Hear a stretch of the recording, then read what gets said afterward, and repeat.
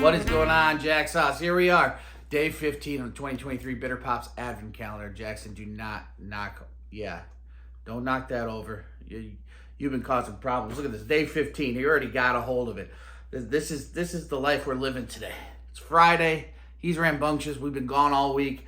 I'm tired. I want to go to bed. He wants to play. He got a hold of the boxes. I was trying to do this already. It's been one strange evening. Let's say day 15. Let's just get into it, shall we? Day 15. Yeah, you go get that. Yeah, you do what you gotta do, Jackson. I'll do what I gotta do. You do what you gotta do. Everything's gonna be okay. Day 15 beer, man. Not gonna lie, I already got to look at this. Very excited about it. Like I said, it went really bad. Maybe someday in some outtakes somewhere it'll show up, but it went really bad. But needless to say, it turned out great because we are doing a brewery that I absolutely love. Yesterday we did a brewery I love in Drecker. Today we are doing Urban Artifact, man. We are going to be doing their Kilobite, which is a golden raspberry rare Midwest fruit tart at 10% ABV. I believe this is the biggest beer that we've had so far.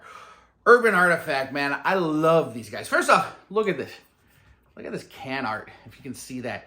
Floppy disks, external hard drives, man. Joystick, looks like an old school Mac. I love that. That's my era. And right in the middle, of course, is the golden raspberry, which is a beautiful fruit. Golden raspberry is a little sweeter, a little bit more tropical even in flavor than the red or pink berry that we're all used to, the tartness of that. This has a little bit more sweetness to it, so it's going to make for a great beer, I think. Urban Artifact itself, they're out of the North Side neighborhood in Cincinnati. I'm on the north side of Chicago, north side of Cincinnati, man. There's got to be a connection there. There's a reason why I like these guys so much. They started in about 2015. They are in what is known as, well, it is known as the former, I guess, is the way to say it, St. Patrick's Church, old church on the north side. They've added their brewery there. They have a tap room in there. They hold a lot of concerts there. They're big into music.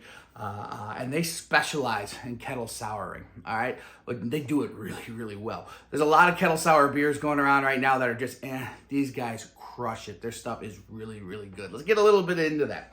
Kettle souring itself, when you talk about sour beers, initially you're going to think of the OG, like Belgian lambics and stuff like that, Berliner Weiss, whatnot, Goses, if you will, from Germany. Those are great beers, wild ales, but they can take a little bit of time. They can be unpredictable. Sometimes you don't, especially the wild ones.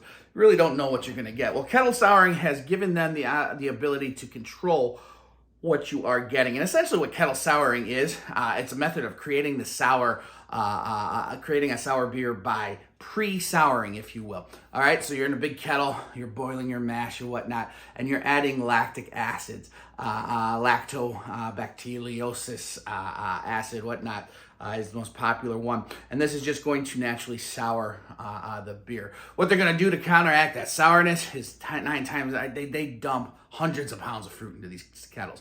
So it is a ton of fruit. They add this lactobacteria to sour it. Within 24 hours, a lot of times, boom, you have a beautiful tart, fruit-forward beer. Kettle sours are not necessarily always super sour like a lambic would be. They're not going to just be mouth puckering and just suck the saliva out of your mouth. A lot of times there'll be a little bit of sweet, but there'll always be just a hit of tartness to it. They use a specific yeast, a lot of times. I don't know if specifically they're doing that in this one or whatnot, but the Brettanomyces, something like that. I just call it Brett because I can't say the fancy word, which is a strain of yeast that really, it develops more fruity esters, which really helps in these particular beers, kind of push forward the fruitiness that they're known for, and also gives this barnyard funkiness that in a lot of style of beer may not be the most sought after, but it really, really works in these styles. We were just talking about the lactobacillus lacto acids. This particular culture, or these acids, this bacteria that they add, if you will. What I really, really like about what Urban Artifact is they took this whole concept so seriously. Initially, they were going to start by doing barrel-aged stuff and old school kind of wild ales, and they just realized that, there wasn't a ton or niche in it. They weren't finding the groove that they were looking for on these long fermentation processes and these guessing games or whatnot. So they started out into these fruit sours and they do them so well.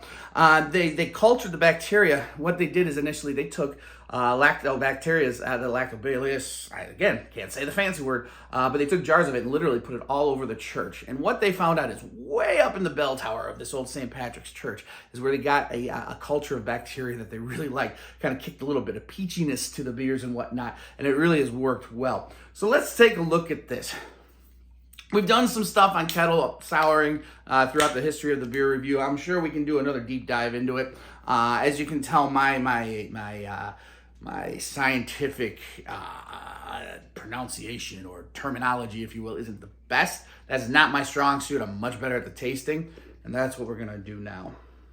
It's fun though, right? Fun to watch a guy mumble and have no idea what he's talking about, or at least how to pronounce specific words. It's just not for me, man. We'll call it Lacto, we'll call it Brett, we'll call it good beer. Urban Artifact, man. Beautiful color. Look at that golden color. Golden raspberry. It's going to produce a golden color, man. It is really, really pretty. It kind of has like an apple juice, almost, is the best way to describe it. Super effervescent. Look at that. Look at those bubbles flying, man. Let's take a smell here. Oh, I could just sit here and smell that all day long, man. It's golden raspberry. There's peach. The raspberry, obviously, tropical notes. There's almost kind of like a green grape quality to it. There's a Welch's grape juice quality to it. That's the sparkling Welch's grape juice every kid got when they were too young to have champagne at a special event. Man, that smells so good.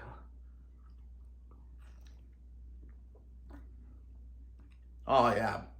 Oh, yeah. That has a nice tartness to it. Fruit up front, tons of that golden raspberry, the peach, a little nice sweetness to it. Really dives into, man, it's a tart one. Still not going to call it necessarily sour, where it's not puckering my lips, but the tartness, hello, Jackson, you cannot have this. This you definitely cannot have. My dog is obsessed with beer, and he's not allowed to have it, but you can see he really wants it. Here. No, I can't do that, buddy. Come on, just tease him. That's all I got. What was I saying about this beer, man? Hold on. It's not an abundantly sour beer. It's not puckering my man. Instead of clearing the saliva, instead of sucking it all up, it's creating it. It's getting my palate flowing. Beautiful tartness on them. There's a little bit of funky kind of quality to it. There's a little bit of barnyard funk to it. So I wonder if there is a little bit of Brett yeast to it. I don't know. Again, it's not my specialty. We'd have to ask the guys at Urban Artifact, because it definitely is theirs, man. Urban Artifact. I'm so glad you're in the Chicago market more and more, and so many different the different beers that you create come to the bottle shops around here, because I love you guys. Well, I love your beers. I love you guys too. You know, you're probably really good guys. We probably have a good time together. I'm going to shut up and enjoy the rest of this beer, guys. Have a great weekend. We'll see you tomorrow.